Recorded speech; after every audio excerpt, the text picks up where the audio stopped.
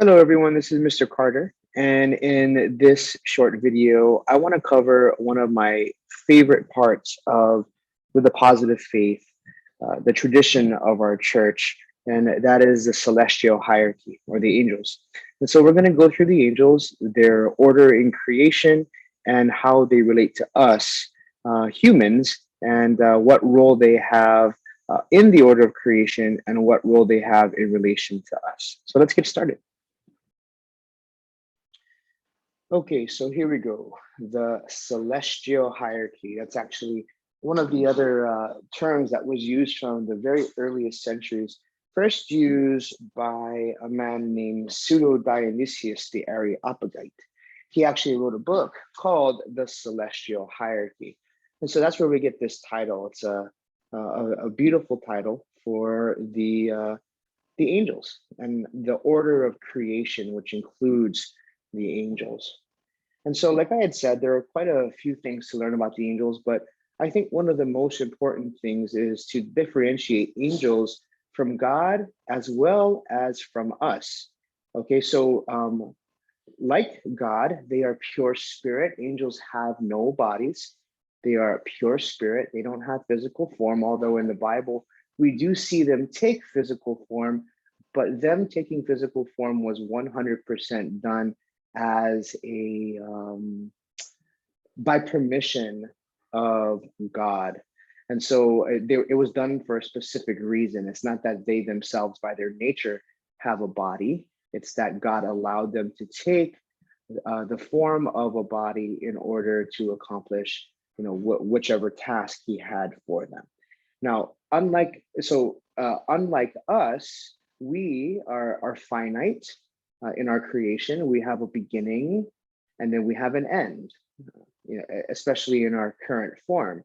Now, heaven and eternity is, of course, a completely different topic, but our eternity in heaven. But we are finite beings. We have a beginning and we have an end. So they are not like us in that way, but they're also not like God because they are not eternal. God Himself has no beginning and has no end. And so, in that way, He is eternal, you see. And so, angels are neither eternal nor are they finite. They were created in eternity. Eternity. That means God created them. They are creatures. They were created by God. So they have a beginning, but they have no end, you see. So eternity or infinite, like God, would be no beginning, no end. Finite, like us, means beginning and end. We have a beginning and we have an end. Angels are different from both God and us because they are created in eternity. They have no beginning.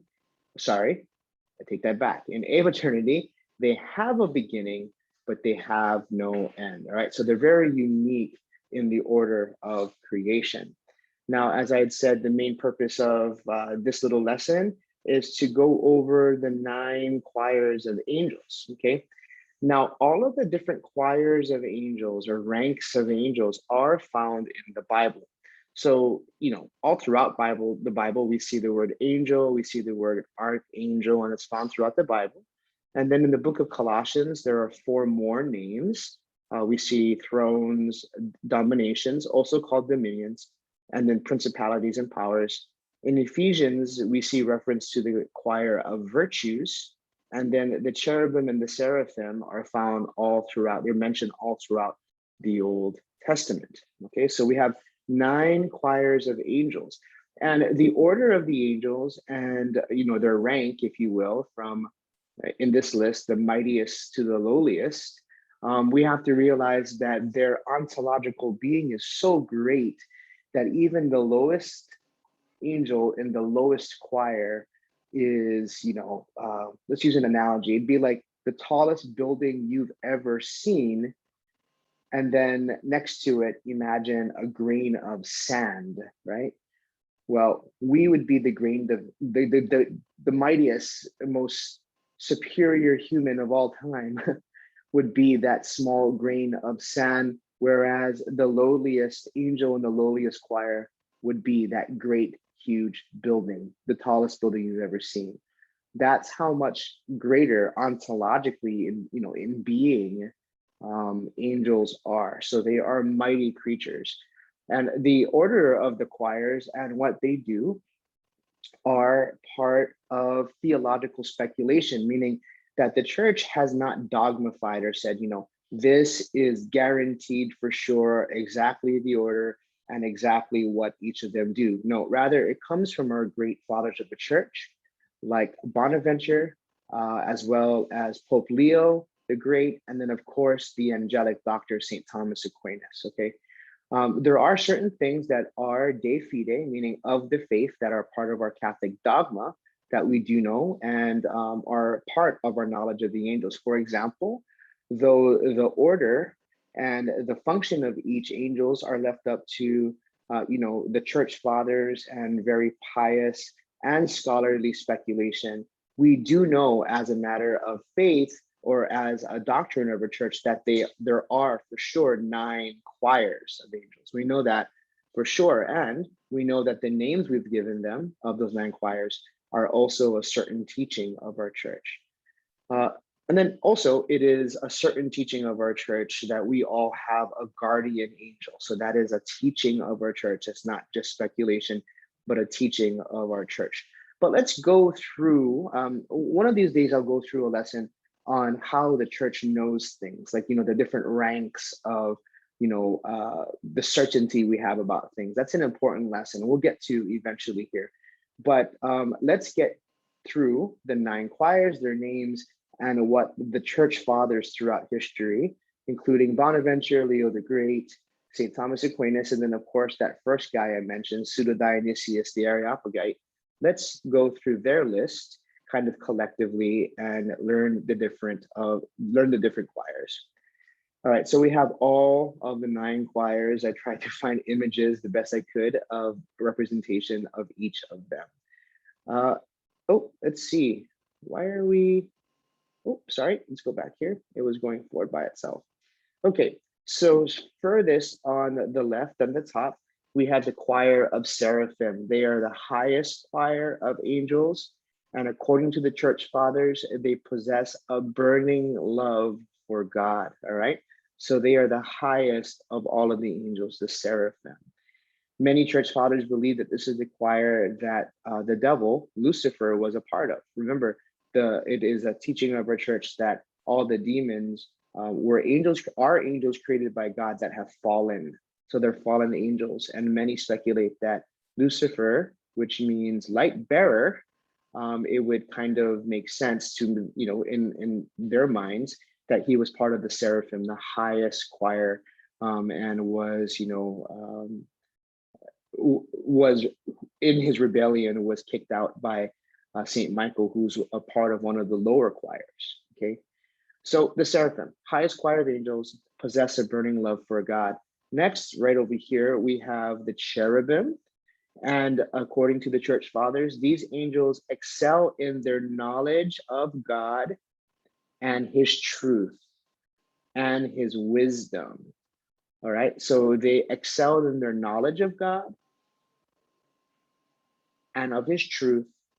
And so if you want one word to remember cherubim, it's wisdom. All right, they excel in wisdom. Then right here in the middle and the top, we have the choir of thrones. The thrones are known to contemplate God in his essence of love and truth. All right, and they represent the firm, simple, and permanent contemplation and submission to God. All right, so just think of throne like a chair, right? They're steadfast, right? They are firm in contemplating God's love and his truth. All right, then moving on over, you have the dominions. The dominions have the role of heavenly government over things below them. So they're kind of in charge of the group of angels that take care of creation, take care of the universe. They're kind of like the governors of all of the angels that specifically are called to take care of creation. The top 3, Seraphim, Cherubim, and thrones, though God does give missions to them that deal with us on occasion, their primary goal or role, the top three, are to contemplate God. So they're worshiping God, right? Whereas the second three, the dominions being the leaders of them, they are more pointed to taking care of the universe and God's creation, okay? So the dominions, they are like the heavenly governors of the middle three, 1, 2, 3, the dominions, virtues, and powers. They're like the leaders of the middle three that take care of the universe, okay? So those are the dominions, also known as dominations in some writings, okay? So dominions, dominations, that's the same choir. Next, on the top to the very right, we have the virtues, the choir of virtues. And this is my favorite choir, personally. It's the choir, according to Dionysius the Areopagite, that do all things with godlike energy, okay? And according to the church fathers, the virtues are the ones that have been assigned to take care of the elements, all right? And the elements and natural things that happen. And so the next time we have a pending, natural disaster like a hurricane or tsunami, you can pray to the choir of virtues. And most likely, it's either the virtues or the dominions, according to Thomas Aquinas, that are even given the charge of being the guardians of the heavenly bodies, meaning the stars in heaven, in the heavens, the stars in the sky you see at night are assigned an angel as well. And they are most likely from the choir of dominions or virtues, or possibly the principalities, possibly the powers, which is the third in that middle group, okay? So virtues are in charge of the elements and in charge of natural occurrences, okay? Then on the bottom left here, you have the last of that middle hierarchy, the last of the second three, and the powers, obviously, it denotes the power of God, of course, and according to Thomas Aquinas, they are kind of the messengers between the second three angels. So we have dominions, virtues, and powers. The powers communicate whatever the upper angels order them. They communicate them to the last hierarchy of angels, the last three, right? So the principalities, the archangels, and the angels, okay? Powers are also known to be the choir of angels that are specifically tasked with battling demonic forces, all right? That's why you see them pictured with a shield and a spear, all right? So the powers are, they denote the power of God. They fight demonic spirits, demonic spirits, like basically demons, demonic fallen angels. And then they also communicate all of the direction and order from the top set of angels. They communicate them to the lowest triad. We'll use that word triad, the lowest three angels, which are the principalities, archangels, and angels. That's powers. All right, now that lowest triad, and this triad's very important because they are the ones closest to mankind. They're the ones closest to us. Principalities, they are the princes or generals of this last triad. So we're right over here, the principalities. And of course, this bottom three, their task is to take care of mankind, to take care of the human race. And they're kind of like the governors or mayors of this bottom triad, this last triad, okay? Now, what's very, very important to know about principalities is that it is part of our tradition through the church fathers that principalities are often the ones that are given to be guardians of kingdoms and nations and even countries. And so, and also of communities. And so every church, it is in our pious tradition, every church has a guardian angel.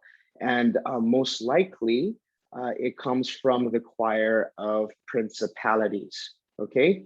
And so principalities, again, the top of the bottom triad, all right? Closest to the triad, which is closest to mankind. And of course, the bottom three's role is to protect the human race and to be in contact mostly, as opposed to the other angels, more in contact with mankind. And principalities are known to be the protectors of countries, kingdoms, and even communities. Then, of course, we have the archangels right over here. The archangels are really the messengers of great importance in the world, right? So they're the ones that carry out great messages to God. That Gabriel in the Bible was an archangel. He was the one that told Mary that she would conceive and bear Jesus. We also have stories of the archangels in the Old Testament, like Gabriel and even Raphael, being the one, Raphael in the Old Testament, the book of Tobit, carrying out great messages and a great task, in that book. So if you haven't read that book, you really, really should. In the story of Tobias, and it's a great story. It's the book of Tobit, one of the deuterocanonical books of the Bible, which are sadly often not read as much as the other books of the Bible, but you should. The book of Tobit, you can read about the Archangel Gabriel. Then, of course, we also have the Archangel Michael, who not only carried out God's messages, but also carried out God's great mission to kick Satan, Lucifer, out of the heavenly realms and to condemn them to hell. And so Saint Michael is a warrior angel. He fights on our behalf and is someone that I personally have a devotion to and ask for his intercession to ward off evil in my life and in the life of my family and in the life of my students at St. Michael's School. Then lastly, we have the ninth and lowest choir. It's the choir of angels. Remember, there's nothing lowly about them. They are immense, grand beings. And, every single one of us is should be grateful because God has given each of us a guardian angel. And this is a certain teaching of our church, okay? So what does that mean? That means that this isn't just smart church fathers guessing, or not, I shouldn't say they were guessing because it undervalues what they're doing, but this isn't the church fathers speculating based on, tradition and based on scholarship. No, this is also a teaching of our church. Every single one of us has his own special guardian angel from baptism. And you can find that if you're interested in the book called Fundamentals of Catholic Dogma by Ludwig Ott, and it's explained in that book.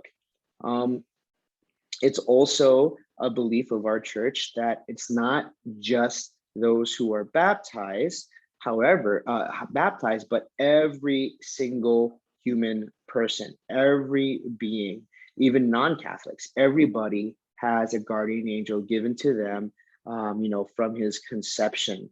Okay, and the verse that this comes from, let's see if we can find it, is this one right here. This comes from Matthew 18:10, where it says that, it says, "See that you do not despise one of these little ones, for I tell you that in heaven their angels always behold the face of my Father who is in heaven." All right. So that's kind of all I have for now. We're going to go through more of the celestial hierarchy and different aspects of the angels in future videos.